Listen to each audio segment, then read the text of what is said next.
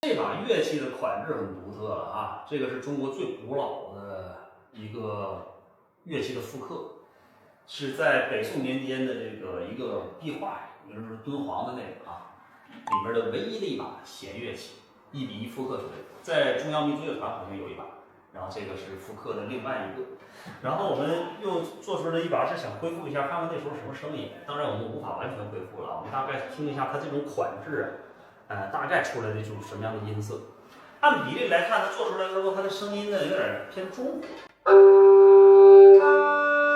声音了没有？是这样的啊。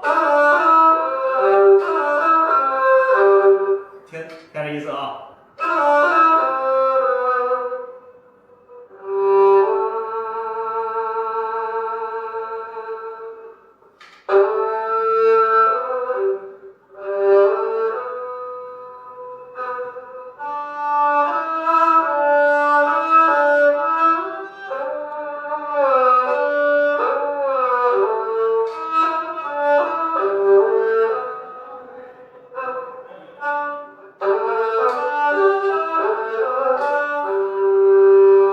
大概是一个这么样的一个声音啊，就是，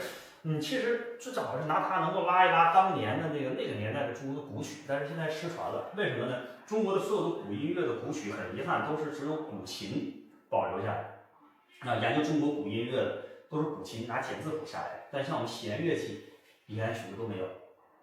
听到的拿弦乐拉的古曲也是说古琴的曲子说当年的关战乐之类的，是这一代的。但是大概听这个音色呢是这样，但是通过这个壁画上的这个乐器，能够